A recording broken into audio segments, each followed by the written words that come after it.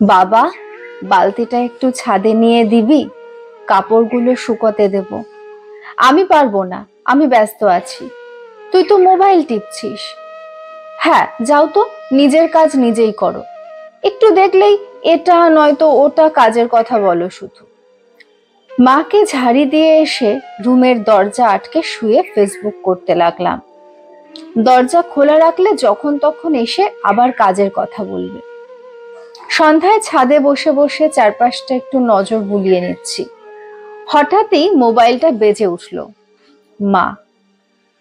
Hello, কোথায় আছিস বাবা? আমি তো বলেই আসলাম আমি ছাদে যাচ্ছি। তারপরও ঘর থেকে ফোন করার কোনো মানে হয়? ঘরে একা একা ভালো লাগছে না, আয় না একটু ঘরে। ধুর, কোথাও গিয়ে একটু শান্তি নেই। যাচ্ছি, তবে কোনো কাজের কথা বলা যাবে না। মুচকি একটা হাসি দিয়ে মা বলল, আচ্ছা আয়। ঘরে আসলাম। মা রান্নাঘরে রান্না করছে আর আমি ড্রয়িং রুমে বসে টিভি দেখছি। একটু পরেই আবার মা রান্নাঘর থেকে আমার কাছে এসে বলল, বাবা, কিছু বলবা? রান্নাঘরের ট্যাপে জল আসছে না, একটু জল এনে দিবি ওই ট্যাপ থেকে? আমি আগেই বলেছি আমায় কোনো কাজের কথা বলা যাবে না। এগুলো রান্না বান্না করা মেয়েদের কাজ, আমি ওসব করতে পারবো না। তুমি যাও তো, আমায় কার্টুন দেখতে দাও। মা ভার ভার মুখ করে চলে গেল। প্রায় 20 মিনিট হয়েছে চলে গেল। টিভির সাউন্ড একটু বেশিই দেওয়া ছিল। হঠাৎই নজর পড়ল ট্যাবের কাছে বালতি পড়ে আছে, ছিপছিপে জলও দেখা যাচ্ছে। এক বালতি জল নিয়ে আসতে পুরো রুম জল দিয়ে ভিজিয়ে দিয়েছো। কথাগুলো বলছি আর রান্নাঘরের দিকে এগিয়ে যাচ্ছি। কিন্তু রান্নাঘরে উকি দিয়ে দেখলাম কেউ নেই। মা, মা, কোথাও কোনো সাড়া শব্দ নেই। বাইরের ট্যাবের কাছে এলাম, একটু এগোতেই আমার চক্ষু কপালে উঠল। মা মেঝেতে পড়ে আছে, চারদিকে রক্তে লাল হয়ে আছে। দৌড়ে আসলাম মার কাছে। মা, ও মা, কি হয়েছে তোমার? মা, কথা বলো। কি করব মাথায় ঠিক কিছুই আসছে না। কোলে করে নিয়ে ঘর থেকে বের হয়ে একটা টোটো নিয়ে পাশের হাসপাতালে নিয়ে আসলাম। বাবার বন্ধু এই হাসপাতালের ডাক্তার। মাকে নিয়ে আসতেই তাকে ওটিতে নেওয়া হলো। নিজের ওপর আজ খুব রাগ হচ্ছে। এক বালতি জল নিয়ে এসে দিলে কি এমন ক্ষতি হতো? মার কিছু হয়ে গেলে নিজেকে কখনো ক্ষমা করতে পারবো না। একটু পরেই একজন নার্স এসে একটা কাগজ হাতে ধরিয়ে দিয়ে বলল, এগুলো নিয়ে আসুন। তাড়াতাড়ি আমি দৌড়ে ডিসপেন্সারিতে গিয়ে ওষুধগুলো নিয়ে আসলাম। আমি এসে দেখি আঙ্কেল ওটির বাইরে দাঁড়িয়ে আছেন। আঙ্কেল, মার অবস্থা কেমন এখন? তোমার মার অবস্থা খুব খারাপ। তোমার মাকে আমি গত সপ্তাহে বলেছি ভারী কাজ না করতে, কিন্তু কে শোনে কার কথা? শরীর একেবারে দুর্বল, ভারী কাজ থেকে দূরে থাকতে হতো তাকে। এখন সে কেমন আছে? পড়ে যাওয়ার জন্য অনেক রক্ত বেরিয়ে গেছে। যত রক্ত দরকার আমার শরীর থেকে নেন।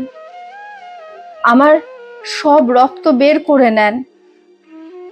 আমাদের ব্যাংকে কিছু রক্ত ছিল, সেগুলো দিয়েছি, কিন্তু শরীর রক্ত নিচ্ছে না। তুমি নিয়ে আসতে অনেক দেরি করে ফেলেছ। কষ্ট হলেও বলতে হচ্ছে, এখন সবকিছু ওপরওয়ালার হাতে, আমাদের করার কিছু নেই। তবুও ডাক্তাররা শেষ চেষ্টা করছে। প্লিজ আঙ্কেল, এমন বলবেন না, আমার মাকে বাঁচিয়ে দিন। আমি ওনার সাথে কথা বলছি, এর মাঝেই সাদা কাপড়ে মুড়িয়ে একটা নিথর দেহ নিয়ে নার্স বেরিয়ে আসলো।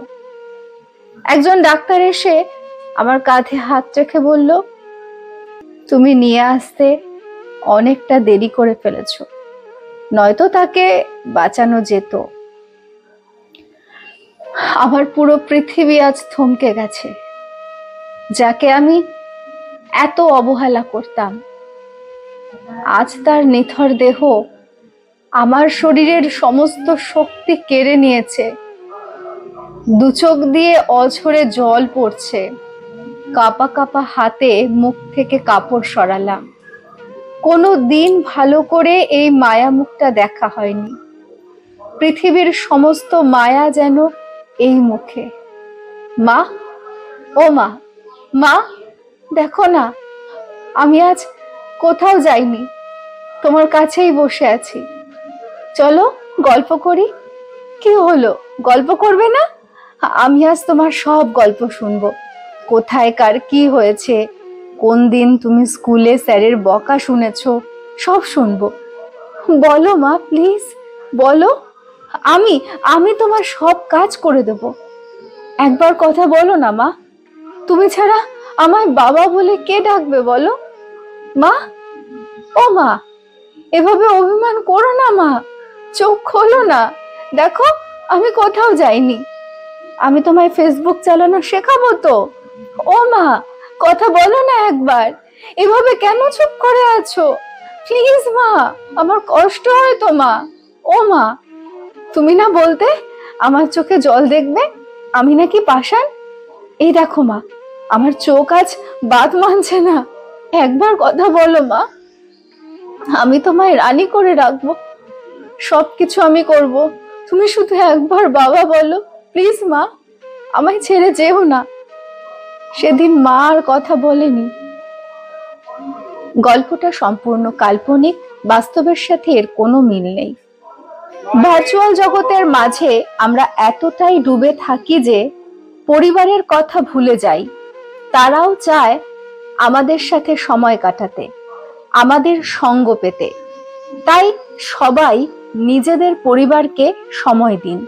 তাদের সাথে যেটুকু সময় থাকবেন সেটুকুই আপনার হৃদয়কে প্রশমিত করবে। মনে রাখবেন, পরিবারের এক একটা সদস্য একবার হারিয়ে গেলে পৃথিবীর কোনো কিছুর বিনিময়ে আর ফিরে পাবেন না।